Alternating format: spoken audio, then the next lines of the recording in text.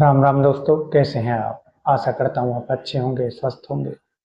दोस्तों, मैं सौरभ दीक्षित स्वागत करता हूँ आपका सौरभ दीक्षित ऑफिशियल पर फिर एक नई कहानी के साथ। दोस्तों, जैसा कि हम आपको डेली एक नई कहानी सुनाते हैं और आज एक हम कहानी साथ लेके आए हैं ऐसे मर्डर की जिसका चारों तरफ से कैमरे और कातिल का कोई फुटेज मिला नहीं। भारत में आज और दुनिया में आज एक नया युग चल रहा है और नए युग में लोग सिक्योरिटी और कैमरे और सुविधाओं को बहुत ज़्यादा महत्व देते हैं और इसी वजह से लोग बड़े बड़े अपार्टमेंट में रहना पसंद करते हैं। भारत में भी अपार्टमेंट तरह तरह की सुविधा देने का दावा करते हैं, जिसमें सीसीटीवी कैमरे, सेफ लिफ्ट और सिक्योरिटी। लेकिन मैं आपसे कहूं कि चारों तरफ से घिरे हुए कैमरे और एक ऐसा मर्डर हो जाता है कि जो कातिल होता है उसका कोई फुटेज नहीं मिलता, ना ही मर्डर के कोई सबूत मिलते हैं कैमरों से, तो आप क्या कहेंगे? लापरवाही या एक सोची हुई समझी साजिश? आज की कहानी है नोएडा के लिफ्ट मर्डर केस की, जहां कैमरे थे लेकिन सच रिकॉर्ड नहीं हो पाया। तो बात 2019 की, नोएडा में एक 11 फ्लोर का बड़ा सा अपार्टमेंट, जहां कैमरे ही कैमरे, RFID entry, security guards, supervisors और सोसाइटी में रहने वाले ज़्यादातर लोग IT, कॉर्पोरेट और बड़े बड़े स्टार्टअप से जुड़े हुए। उसी में एक शख्स रहता था, राहुल। राहुल भी अच्छा खासा पढ़ा लिखा, सॉफ्टवेयर प्रोफेशनल, शांत स्वभाव का, ना कोई क्रिमिनल रिकॉर्ड और अकेला रहता था। लेकिन क्या पता था कि यही सोसाइटी, यही जगह उसके लिए आखिरी जगह बन जाएगी। शनिवार का दिन था। राहुल अपने घर से कंपनी की तरफ निकल जाता है। शाम को कंपनी से घर आता है, जिम करता है और अपनी सोसाइटी की तरफ आ जाता है। रात के करीब 10:30 बज रहे थे और बेसमेंट की पार्किंग में वो अपनी गर्लफ्रेंड से बात करता है। अब जो कॉल रिकॉर्डिंग मिलती है उसके अनुसार ना तो उन दोनों का कोई झगड़ा था, ना ही उनके बीच कोई बहस हुई और ना ही कोई तनाव था। अब टाइम होता है करीब 10:46 का और राहुल बेसमेंट पार्किंग से लिफ्ट की तरफ आगे बढ़ता है। करीब करीब 10:46 पे वो लिफ्ट में अंदर एंट्री करता है और यहीं से कहानी बदल जाती है। राहुल लिफ्ट में तो घुसता है पर लिफ्ट से बाहर नहीं निकलता। बेसमेंट के CCTV कैमरे साफ दिखाते हैं कि राहुल अकेला फोन चलाता हुआ लिफ्ट की तरफ आगे बढ़ता है और लिफ्ट में एंट्री करता है। लिफ्ट का दरवाजा बंद हो जाता है। यही फुटेज इस केस की लास्ट कंफर्म एविडेंस विजुअल बनती है और इसके बाद कोई फुटेज मिलती नहीं। पुलिस जब CCTV फुटेज एनालाइज करती है तो चौंकाने वाली बात सामने आती है। तो जो बातें पुलिस को मिलती हैं उसके अनुसार लिफ्ट के अंदर का जो कैमरा था वो उसी रात बंद हो जाता है। कॉरिडोर जो कैमरे थे कॉरिडोर पर, उनमें से राहुल बाहर आता दिखाई नहीं देता और जो स्टेयरकेस के कैमरे थे वो करीब करीब 7 मिनट के लिए ब्लैंक फुटेज दिखाते हैं। उसी समय किट का जो कैमरा था वो ऑटो रिस्टार्ट हो जाता है।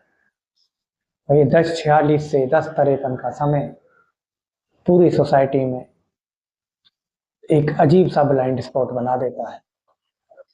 इतना परफेक्ट गैप एक्सीडेंट हो ऐसा मुमकिन नहीं।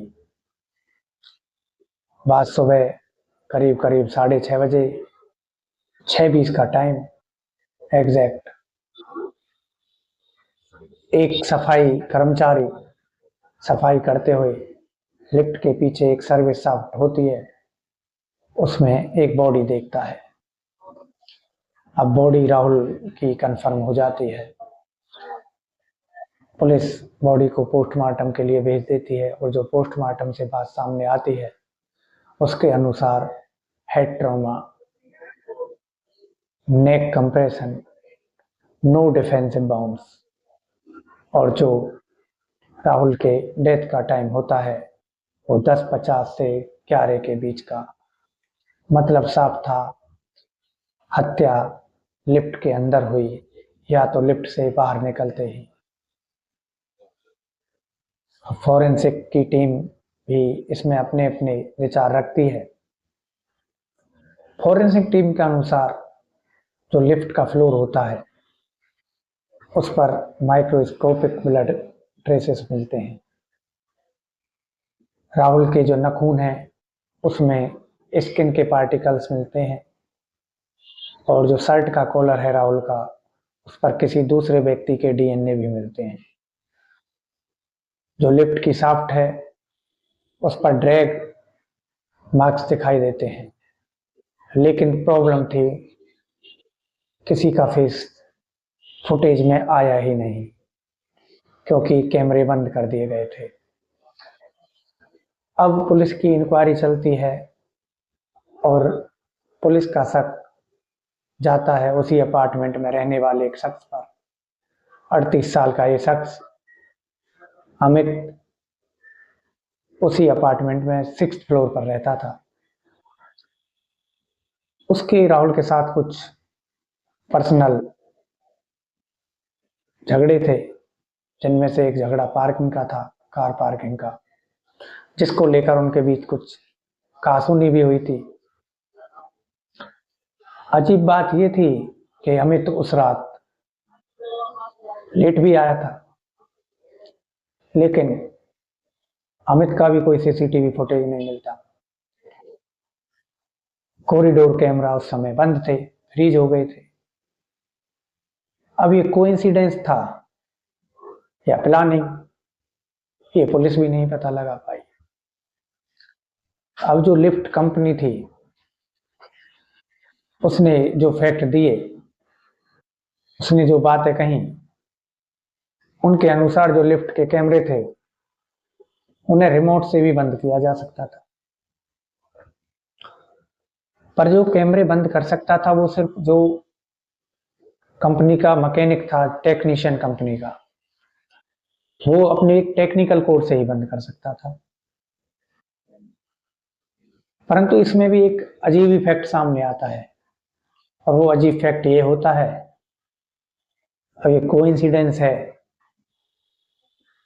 या इसे इस केस से जुड़ा हुआ माना जाए कि उसमें अमित का कजन भी उसी टेक्नीशियन कंपनी में काम करता था।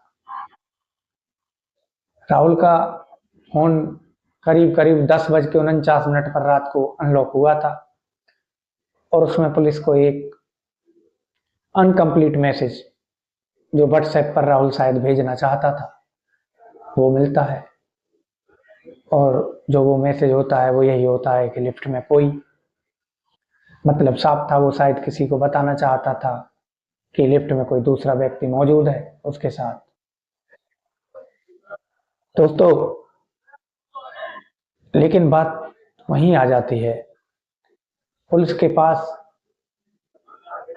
सर्कमस्टेंशियली एविडेंस मौजूद थे, मोटिव भी उनके पास था, और फॉरेंसिक हिंट भी पुलिस के पास थे, लेकिन ना तो कोई आई विटनेस था और ना ही कोई डायरेक्ट फुटेज मिली। इसी को आधार बनाते हुए कोर्ट ने एक वर्डिक्ट फैसला दिया कि evidence not sufficient for conviction, और केस ऑफिशियली क्लोज कर दिया गया। और केस आज भी एक अनसॉल्व मिस्ट्री बना हुआ है। दोस्तों, लिफ्ट के जो कैमरे थे वो अपग्रेड कर दिए गए, आज भी वो लिफ्ट चल रही है, लेकिन सोसाइटी के लोग यही बताते हैं कि जब भी हम लिफ्ट में अकेले आते हैं तो हमारी धड़कनें तेज हो जाते हैं। दोस्तों, कभी कभी हत्या अंधेरे में नहीं होती, वो रोशनी में होती है, कैमरों के बीच होती है, परंतु उस समय कैमरे अपनी आंखें बंद कर लेते हैं। तो दोस्तों, आज की कहानी थी नोएडा लिफ्ट मर्डर केस की, जो आज भी एक अनसॉल्व मिस्ट्री बना हुआ है। दोस्तों, मैं सौरभ दीक्षित आपके लिए ऐसी ही कहानी लाता हूँ। शायद किसी दिन राहुल का कातिल जरूर मिलेगा, या इसका राज जरूर खुलेगा, क्योंकि कभी कोई कातिल ना तो बच पाया है और ना ही बचेगा। दोस्तों, मैं सौरभ दीक्षित आपसे यही कहना चाहता हूँ कि अगर आपको मेरी ये कहानी पसंद आती है तो कृपया करके इन्हें लाइक करें और कमेंट करें। दोस्तों, मेरे चैनल को सब्सक्राइब करें। आपसे फिर कल मिलेंगे हम एक नई कहानी के साथ। कल तक के लिए राम राम जी।